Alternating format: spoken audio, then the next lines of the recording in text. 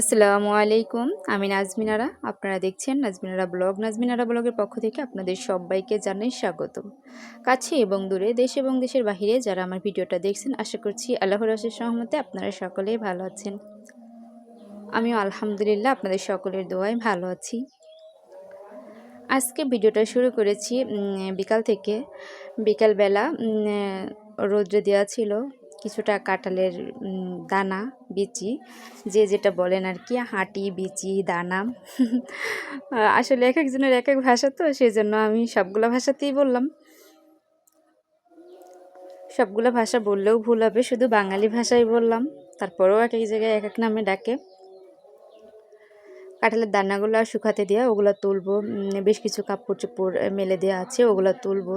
বিকালবেলা তো একটু হাঁটাহাঁটি করতেছিলাম, দেখি অ্যালোভেরা গাছের পাতাগুলো বেশ শুকায় গেছে, ব্যবহার করা হয় না বেশ কয়েকদিন ধরে। আর আছে তো আরও কয়েকটা টপের মধ্যে আছে, আসলে যেটা কাজে না লাগে সেটা তো শুকিয়েই যায়। তো এর মধ্যে দেখি বেশ ছত্রাক জাতীয় কিছু পাতা গাছ এগুলা জন্মাইছে বা পাতা উড়ে গেছে, সেগুলাও রয়ে গেছে। তো আমি আবার হাঁটতে হাঁটতে একটু পরিষ্কার করে নিচ্ছিলাম, যেহেতু ফ্রি আছি, তো ফ্রি টাইমটা একটু কাজে লাগাই। হাঁটতে হাঁটতে আমি বেশ সবগুলো টপই আমি পরিষ্কার করে নিচ্ছিলাম। এর সাইডে আরও একটা টপ আছে, এই যে এই টাইম ফুলের গাছগুলা মনে হয় যে একদম গোলাপ ফুলের মতো, মানে ফুলগুলা দেখলে মনে হয় যে গোলাপ ফুল।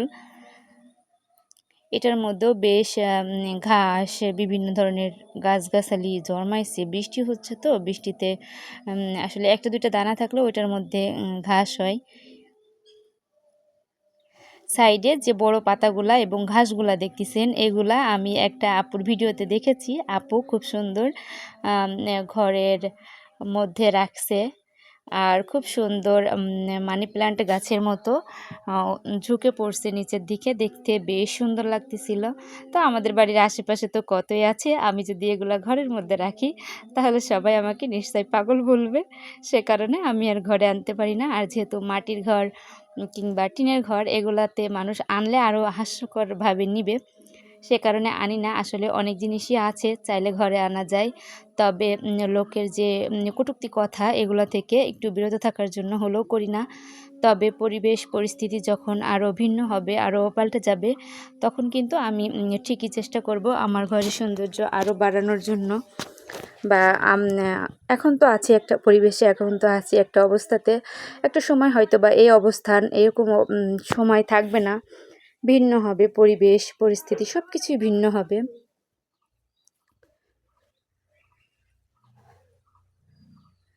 আসলে সংসার জীবন বলতে এই তো সদ্য মাত্র সংসারে পা রেখেছি, বাবা মা সবাই বেঁচে আছেন এখনও।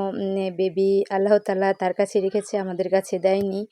তো সদ্য সংসার শুরু করা, সেখান থেকেই আমি টুকটাক এই তো কাজকর্ম করি। আহামরি যে ব্যস্ত থাকি তাও না, এই তো সময় যায় না। আপনাদের ভাইয়াও বাহিরে, সময় না যাওয়ার কারণে আমি কিন্তু এই ইউটিউব প্ল্যাটফর্মে কাজ করি, বা আমার কাছে বেশ ভালো লাগে। এই তো টুকিটাকি কাজ আপনাদের সঙ্গে শেয়ার করি, এটা করতে করতে আমার না সময়টা বেশ চলে যায়।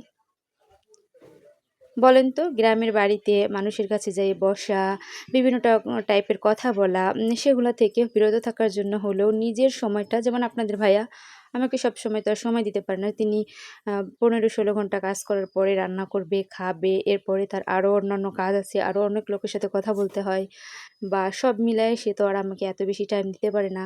এবং আমিও তো আর পড়াশোনা করি না, পড়াশোনা তো শেষ, স্কুল কলেজে তো আর যাই না। যাই হোক, সব কিছু মিলাইয়া আমি লং টাইম ফ্রি থাকি। তো ওই যে টাইমটা আমি ফ্রি থাকি, সেই টাইমটার মধ্যে আমি কি করি, সেলাইয়ের কাজ করি, এরপরে দেখা যাচ্ছে কুশি কাটার কাজ করি, বিভিন্ন ধরনের কাজ করি, দেখা যাচ্ছে কাঁথা সেলাই করি, ঘরটার গুছাই। এই তো বেবি নেই, তারপরে হচ্ছে মা আছে, মানে আমার শাশুড়ি আম্মা আছে, তিনি বেশ কাজকর্ম করে। দেখা যাচ্ছে আমার একটু উঠতে দেরি হলে মা বিভিন্ন কাজ, যেমন সকালে আশেপাশে অনেক কাজই মা শেষ করে নেয়। এ কারণে গরু ছাগল নাই তেমন, হাঁস মুরগি তেমন আমার দেখভাল করতে হয় না। উম আমি বেশ একটু ফ্রি থাকি। আবার দেখা যাচ্ছে এমনও দিন থাকে, গ্রামের বাড়ি তো কখন যে কাজ হুট করে আসে বলা যায় না। দেখা যাচ্ছে 2, 4, 10 দিন 15 দিন একটানা খুব বিজি থাকি। ফোনটা হাতে নেওয়ার সময় পাই না। আবার দেখা যাচ্ছে যে মাসের পর মাস খুব ফ্রি আছি। কখন যে ফ্রি থাকি আর কখন যে ব্যস্ত থাকি সেটা বলে বোঝানো যায় না। আপনাদের ভাইয়াকে তো আমি বলি যে, "সংসারে কিছু বাড়াও, গরু, ছাগল, বেশি করে হাঁস, মুরগি আমাকে কিনে দাও। আমার আর ভালো লাগে না।" তো এই ভালো লাগে না, ভালো লাগে না এটা করতে, করতে না ওই দর্জির কাজটা শুরু করেছি। এটা করতে, করতে কুশি কাচের কাজটা শুরু করেছি। এই তো তারপরেও সময় কেন জানি থেকে যায় মাঝে, মাঝে ভালো লাগে না। তারপরে আবার মাঝে, মাঝে কাঁথা সেলাই করি। তো দেখি বাড়বে সংসার। তখন বাড়বে, তখন আর হয়তোবা সময়ই পাবো না।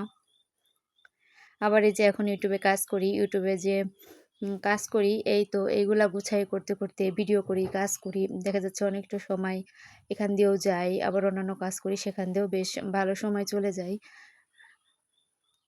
নিজের ইবাদত বন্দেগী তো করি, তারপরেও আমার কেন জানি মনে হয় আমি ফ্রিই থাকি, ফ্রিই থাকি। মাঝে, মাঝে আমার আপুদের ভিডিও আমি দেখতে পারি না, কারণ প্রচুর পরিমাণে বৃষ্টি থাকে আর বিদ্যুৎ থাকে না। বিদ্যুৎ না থাকলে তো ওয়াইফাইও থাকে না, যার কারণে আমি আমার আপুদের ভিডিওগুলো দেখতে পারি না। প্লিজ আপুরা আমার কমেন্ট যদি না পান, মনে করবেন যে আমি বিদ্যুৎ প্রবলেমের কারণে ভিডিও দেখতে পারি নাই। তো আমি এই বিষয়টার জন্য আন্তরিকভাবে দুঃখিত, সবার কাছ থেকে ক্ষমা চেয়ে নিচ্ছি। কারণ আমার আপুরা সবাই কষ্ট করে ভিডিও করে, সবাই অনেক কষ্ট করে একটা ভিডিও দেখে, একটা ভিডিও করতে বা একজনের ভিডিও দেখতে অনেকটা সময় লাগে। একটা ভিডিও 5 মিনিটের হলেও ওই ভিডিওটার মধ্যে কিন্তু একটা কমেন্ট করতে হয়, একটা লাইক দিতে হয়, সুন্দর একটা কমেন্ট করতে হয়, বা দেখা যাচ্ছে আরও 5 জনের ওই স্ক্রল করতে, করতে কমেন্ট করতে হয়। ফোনটা হাতে নিলে কিন্তু একটা না একটা কাজ হাতে থেকেই যায়।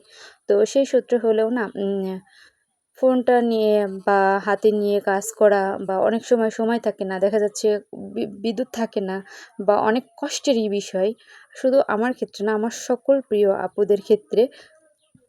আমি তো সিঙ্গেল আছি যদিও, তারপরেও আমার যে আপুরা আছে তাদের শাশুড়ি থাকে বা বাচ্চা-কাচ্চারা থাকে, হাসব্যান্ড বাড়িতে থাকে, ছেলেমেয়েরা পড়াশোনা করে, তাদের নাস্তা বিভিন্ন ধরনের বিভিন্ন কাজ থাকে। আমার আপুরা অনেক ব্যস্ততা থাকে, অনেক ব্যস্ততার মাঝেও না আমার যে ভিডিওটা দেখে সেটার জন্য আমি কৃতজ্ঞতা জানাই।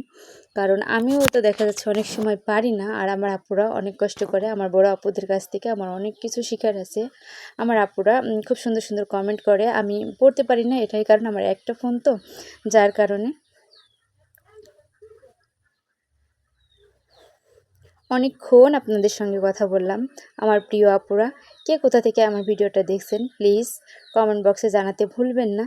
এখনও যারা আমার ভিডিওটা দেখছেন একটা লাইক দিতে ভুলে গেছেন, প্লিজ একটা লাইক দিবেন। আপনাদের একটা লাইক আমাকে অনেক দূরে এগিয়ে নিয়ে যেতে সাহায্য করে। আর আপনার সুন্দর, সুন্দর মন্তব্য আমাকে আরও একটা নতুন ভিডিও বানাতে সাহায্য করে। বলুন তো, আপনারা যদি ভালোবাসা না দিতেন তাহলে কি আমি কাজের আগ্রহ পাইতাম?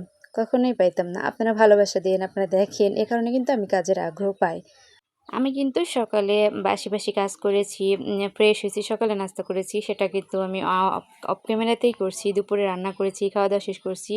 বিকালবেলা যখন হাঁটাহাঁটি করতেছিলাম তখন কিন্তু এই কাজটা করেছি। আর এই যে এটাই সন্ধ্যার সময় আমি হচ্ছে বসে ছিলাম, ফ্রি ছিলাম, তখন সালোয়ারটা বানিয়ে নিয়েছি। তো সবাই ভালো থাকবেন, সুস্থ থাকবেন। আল্লাহ হাফেজ।